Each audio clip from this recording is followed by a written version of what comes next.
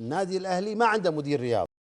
زي ما سمعتوا الأستاذ وليد الفراج بيقول إن الأهلي ما عنده مدير، لكن المشكلة مو هنا.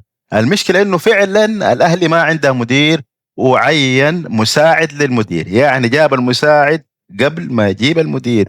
طبعا المساعد هو الكابتن أسامة هوساوي. ألف مبروك صراحة، يستاهل كل خير، وإنسان كان منضبط وشفناه يعني أداؤه رائع مع الأهلي، مع الهلال، مع المنتخب. تظهر على الشاشة الآن مجموعة ردود من بعض جماهير الأهلي حول هذا القرار.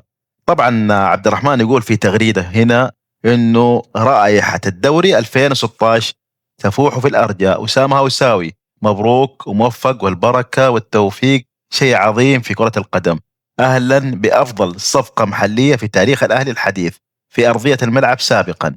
صفقة كانت مهر الدوري والكأس، واليوم امتداد لهذا الفخر العظيم. وتغريدة أخرى من فيصل، ولكن هذه في الاتجاه المعاكس، يقول فيها: ذا لاعب هلالي وش جابه لكم؟ ردوا عليه أهلاوية بكل احترام، صراحة مكسب لأي فريق وجود الكابتن أسامة هوساوي. وتغريدة أخرى تظهر من بدر بن عبد الله، يقول فيها: والله وبالله وتالله إنه أفضل قرار اتخذه الأهلي من سنوات. سبق وطالبت بانضمامه للكادر الإداري لما يملكه من خبرة وانضباط واحترافية وشغف للنجاح. وهنا تظهر تغريدة أخيرة نختتم بها هذا الفيديو.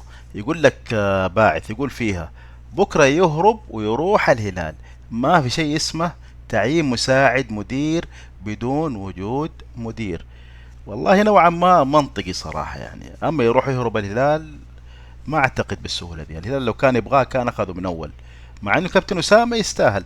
تعليقاتكم حول هذا الموضوع وحول أسامة هوساوي الكابتن أو الأستاذ، زي ما تحبوا تنادوه، هل سيضيف إضافة للأهلي في قادم الأيام؟